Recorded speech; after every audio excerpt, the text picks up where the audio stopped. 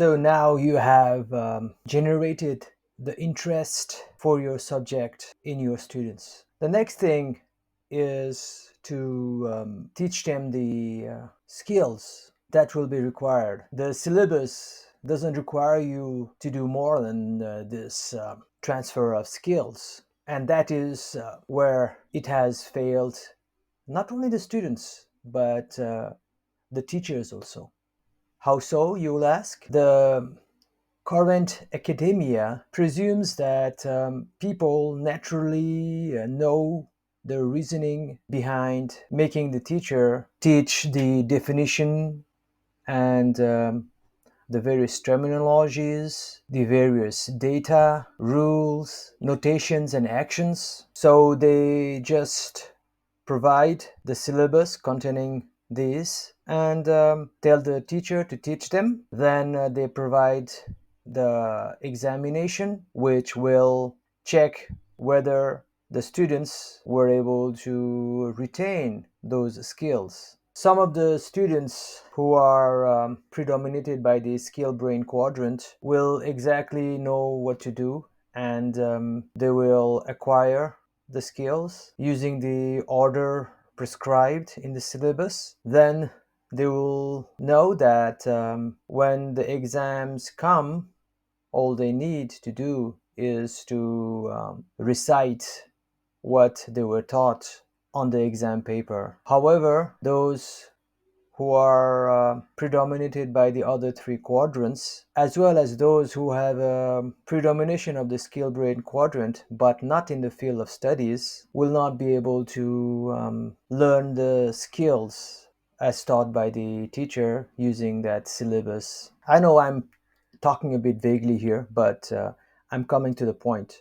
What you have to understand is that in order to teach the students the skills, you must break down the complete skill into smaller skills that are increasingly more complex and that eventually lead to the full blossoming of the skill in that subject. That's the principle. I know that it didn't make sense to you, so I will illustrate it using a example of swimming. Why swimming, you will ask? First of all, I will not be talking about the 12 subjects here because I'll be covering the skill quadrant approach of learning for each of them in the respective chapters. Second, swimming is one of the skills that most of us would like to master but are unable to. Third, swimming is my favorite hobby and I am really good at it. Swimming every day for 8 months of the year. The remaining 4 months are too cold in my part of the world. So, in order to master the subject of or this field of swimming, the student must acquire very basic skills first. He must learn not to be afraid of water. That will take some time. The next skill he must learn is to be able to float. Then he must choose between one of the two strokes to learn first. Most people choose freestyle. He cannot learn that stroke right away. First, he must learn how to flap his feet. Once that is mastered, he must separately learn how to coordinate his hands and arms. Then the student must learn how to breathe when he is swimming. That is to take in the air when his head is outside the surface and to throw the air when he is inside the water. Finally, he must learn how to coordinate the movement of his legs, his arms, and the breathing in one stroke. Thereafter, he must learn how to swim the laps continuously using the same stroke. Once the stroke is mastered, he can learn the breaststroke. It sounds very simple, but when you actually do it, many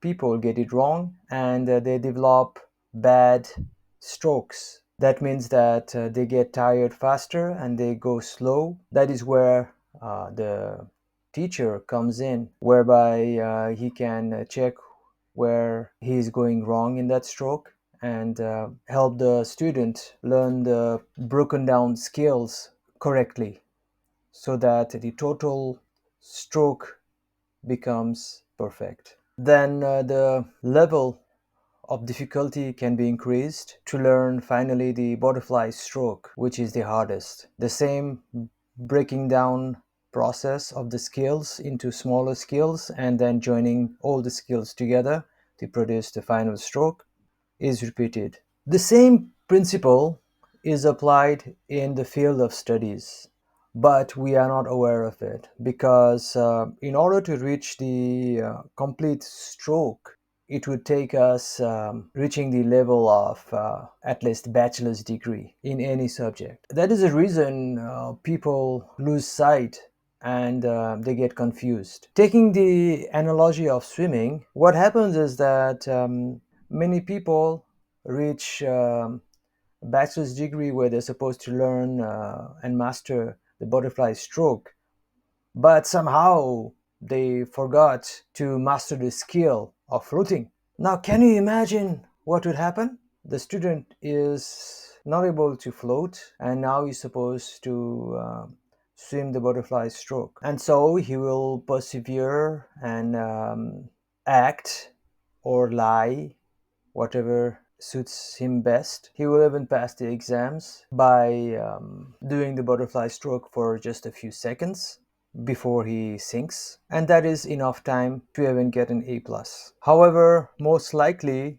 the student would be so frustrated that he's not able to do and master the skills at the level that he is in and that he's supposed to be able to learn. Eventually, he will lag behind and graduate with either a C or a D, if not drop out. What should have happened? Well, the teacher should have found out that the reason he's not able to learn the butterfly stroke is that he's not able to float. Then it's not all over.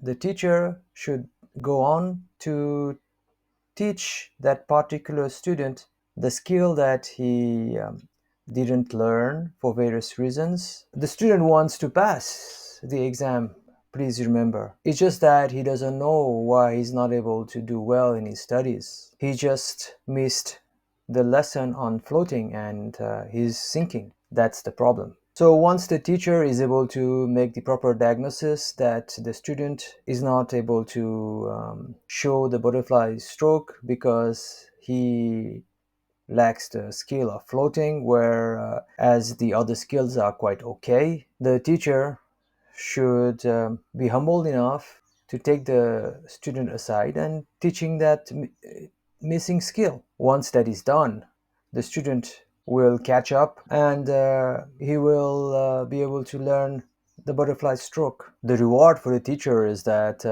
you now have another student who is going to get an A in your subject. So this is what teaching using the skill brain quadrant or the blue quadrant actually means. Unfortunately, this is not taught to teachers. Why? I found out that this problem existed after hundreds of counseling sessions where students were opening up with me with full faith that I will not mock them, I will not report them. They opened up and they allowed me to find out that they did not know how to float by the time everybody else was learning butterfly stroke. So the reason this diagnostic approach of teaching skills hasn't been developed is students would never admit that they don't know how to float when they're supposed to. Consequently, the assumption is that if a student is in grade 11, then he has all the skills of grade 10. Or when he's in grade 3, he has all the skills of grade 2. And this is where education has failed the students. No student is honest. and no education system is so perfect that it can deliver and transfer the skills to all the 50 students in the class with one teacher giving a lecture. It's almost ridiculous to even think this is possible. Some students will acquire the skills, but most won't. And they will move on the higher grades by omitting basic skills, like I have given here the skill of floating in the case of swimming. This will create frustration in them that will further discourage them from acquiring more skills. Again, that will create a chain effect to the extent where they will drop out the educational system. All that was needed was to identify that they did not know how to swim because they did not know how to float. Then it had to be taught, and the student himself would have learned the other remaining skills by himself. So, as a teacher, if you really care for your students and not just finishing the syllabus, you should be able to break down your whole subject into levels. Obviously, the first chapters will be the first levels, because without understanding them, the later chapters will be very difficult to understand. But that is not enough. You have to go into each chapter and further break down the content of that chapter into the various sub levels. What tasks are the most important and essential in order to complete the exercises in the chapter? Could it be that those tasks are presumed to have been learned in the earlier degrees? Make a list of these tasks. For example, if somebody wants to teach algebra, the tasks that needs to be mastered are from arithmetic, which are adding, subtracting, dividing, multiplying. Only if the student has perfected this, then he can perform algebraic tasks like simplification and finding values. Of course, I know it's not your job to teach what the student was supposed to have known earlier on, but in order to help students with a weak skill brain quadrant, the only way is to identify which of the tasks they are unable to do but are necessary to understand the present course and complete the degree in your subject. The sad part is that when you teach as a sports coach would train his players, you won't be paid more despite putting in dramatically more effort. But the reward is the gratitude of your students. He never knew that he did not know how to float despite having learned every other skill, and that was why he was unable to learn the butterfly stroke properly. Then you are able to pinpoint that particular skill that he lacked. Learning about this, he is baffled, and now he is able to make the life choice to learn how to float and also to learn any remaining skills that he omitted. Then he masters the butterfly stroke. Eventually, he becomes a very successful person because he mastered that skill, and that became very useful in his life. Teaching in the way I have described, which we can label as a four brain quadrant approach with the specialization in the skill brain quadrant, is very challenging. The reason is that there would be dozens of skills required by the time the student is in your classroom. Each student would have missed some skills among those 30 or 50 sub skills. You yourself would need to master your subject perfectly in order to be able to identify which particular skill is missing. And that is very difficult because it takes time to study yourself and to sit with each of the students on a one-to-one basis. Without sitting with the students on a one-to-one basis, no teacher can be said to be a master of his subject. He will never be able to know all the various skills that he thought were easy but were difficult for the students.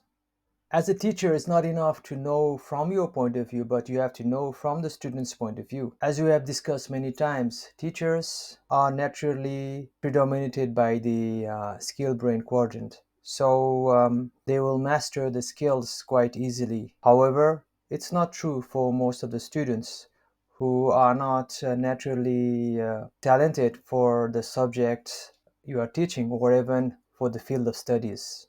So when you are learning from the students about why he's not able to particularly understand a subject or a topic in your subject, then you will realize that he has been missing certain skills. At first, you will be scared because you'll conclude that from where should we start? This student doesn't know anything. However, from my counseling experience, I have realized that students are more concerned about their studies than the teacher because their lives are at stake. What I'm getting at is there's no point for the teacher to be over anxious by discovering that the student doesn't even have the basic skill required. All you need to do is to tell the student that he is lacking the skill and that is why it is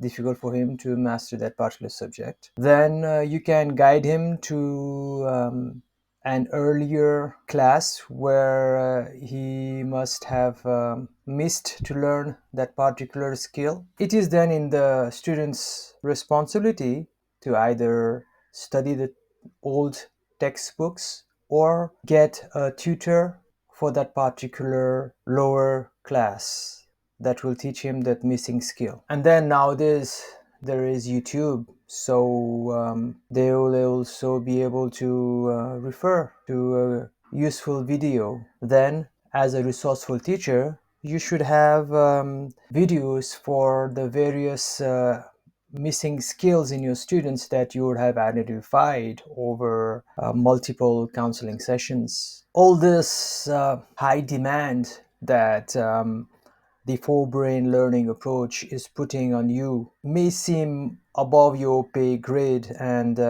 you might even be asking yourself, why should you even take this Herculean task? Somebody has to. Why not you? You can be a doctor of your subject in real. This means that if any student has any problem in your subject, then you will not waste your time trying to explain and re-explain that particular topic. Instead, you will look for the missing skill. This means that you will look for the data that he doesn't have, or the task that he cannot complete, or the rule he doesn't know, or the terms he doesn't know. Then you will pinpoint that particular skill.